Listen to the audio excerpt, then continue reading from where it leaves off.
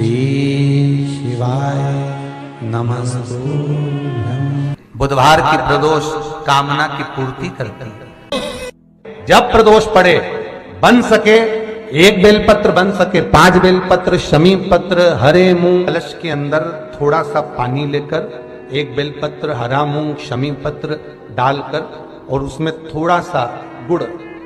डालकर भगवान शिव का स्मरण कर कर प्रदोष काल में, मान लो कोई काम आपका बहुत जरूरी है, बहुत दिनों से अब थक गए हैं, नहीं हो रहा, कर्जा बढ़ रहा है, धन नहीं आ रहा, व्यापार नहीं चढ़ रहा, या कोई समस्या बहुत प्रबल है, कोई एग्जाम में बैठ रहे हो नहीं हो रहा, परीक्षा भी दे दी है, रिजल्ट आने ही वाला है, तो भी प्रदोष काल में, प्रदोष के समय वो जल, मूंग, समीपत्र और बेलपत्र और गुड़ का शंकर के शिवलिंग को समर्पित करना प्रारंभ कर दो। 2 या 3 प्रदोष करोगे, बाबा आपकी मनोकामना शीघ्र पूर्ण कर देगा। 2 या 3 करो। एक बात बहुत अच्छे से समझ लीजिए,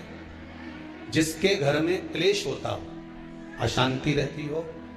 क्लेश रहता हो, या छोटी छोटी बात पर विवाद चालू हो जाता हो, या पति पत्नी में, परिवार में, सास बहू आदि कादिक में कहीं ना कहीं कुछ अगर विवाद रहता हो, तो शास्त्र कहता है ऐसा बेलपत्री की डंडी रहती है ना, और ध्यान दीजिएगा महाराज, जैसे ये बेलपत्री की जो डंडी होती है, डंडी का जो भाग होता है बेलपत्री की, ऐसा बेलपत्री की 7 भाग ले लो, मतलब बेलपत्री 7 ले लीजिए। 7 बेलपत्र लेकर कच्चा जो सूत होता है ना, कच्चा सूत जो जानते पेड़ पौधे में माताएं लपेटती हैं, धागा जो होता है सफेद कलर का कच्चा धागा, जो बड़ में, पीपल में और आंवला आदि में लपेटा जाता है, कच्चा सूत, उसको शंकर भगवान और माता पार्वती का स्मरण कर कर नंदी के, जो नंदी होता है, नंदी के राइट भाग में, नंदी का एक पांव ऊंचा होता है, आपने देखा होगा आगे का पांव ऊंचा होता है,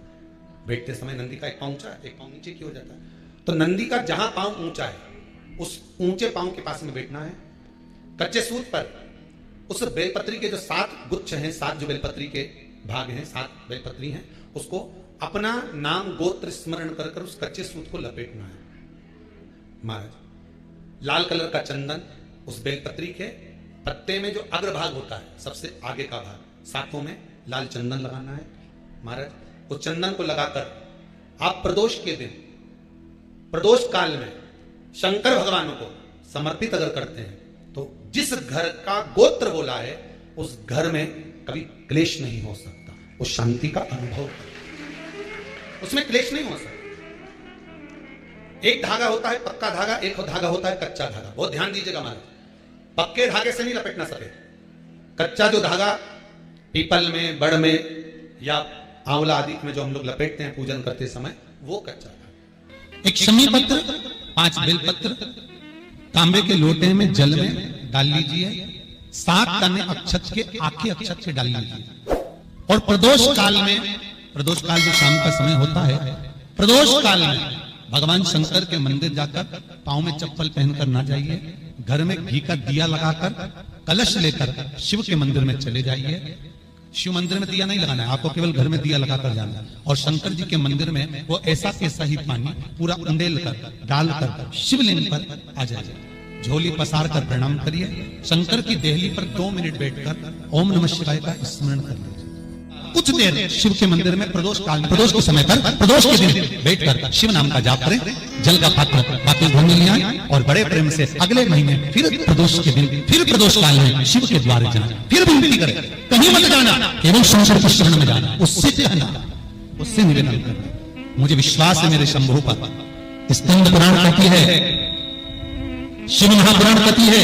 अगर आपने 2 या 3 या 4 प्रदोष ही कर लिए तो मेरा महाकाल बाबा आपकी झोली तो भर ही देगा। खुशी 2, 3, 4 10 बहुत। और एक बात और आपको कहने, ध्यान दीजिएगा, अगर मान लो किसी पति पत्नी का तलाक तक की नौबत हो गई और तलाक नहीं कराना है, आपस में वापिस प्रेम बढ़ जाए, छोरी वापिस घर में रहे, बेटा उसको रखे, बहू रहे, आपस में प्रेम बढ़े, वो भले मायके चली गई हो, वो भले लड़का छोड़कर चले गया हो, अकेली रह रही हो और चाहती है कि मैं पति के साथ रहना है, तलाक नहीं होना चाहिए, हम दोनों में प्रेम रहे, वो संभाले मेरे को भी और मैं भी आदर करूं, वो भी आदर करे। तो मेरा निवेदन है, कच्चा जो सूत होता है, कच्चा जो धागा होता है, नंदी के ठीक पीछे बैठकर कोई साथ में आपके परिवार का कोई व्यक्ति चले जाए और हस्तकमल को, जिसको अपने परिवार में वापिस रहना है, उस स्त्री हो या पुरुष हो, दोनों में से कोई भी नंदी के पीछे बैठकर सोमवार की जिस दिन अष्टमी पड़े उस दिन नंदी के पीछे बैठकर हाथ को ऐसा बंद करना है, हाथ में एक बेलपत्री रखना है, सीधी सीधी बंद कर 7 बार उस हाथ पर कच्चा सूत लपेट देना है, उस सूत को वापस निकाल लेना है बेलपत्री के साथ में। और बेलपत्री को तो अपने पास में रखना। सबसे पहले माता पार्वती का जो हस्तकमल ऐसा होता है शिव मंदिर में, उस हस्तकमल में वो सूत जो आपके हाथ से निकला है वो उसमें डाल देना है, मां जगत जननी से प्रार्थना कर। और जो बेलपत्री आपने संबंध को जोड़ने के लिए अपने हाथ में ली है, वो शंकर भगवान के कटी भाग में, फिर निवेदन करूंगा कटी भाग को समझ लीजिए। ये शिवलिंग रखा है, जहां पर शंकर भगवान का शिवलिंग,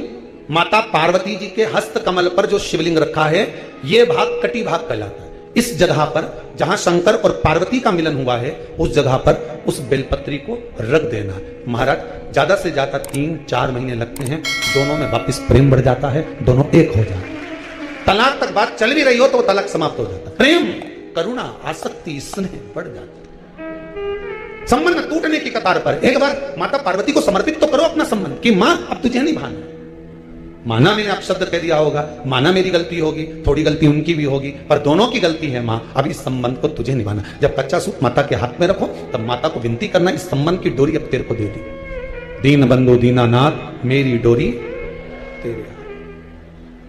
अब ये संबंध आपको निभाना है, अब ये संबंध मेरा है।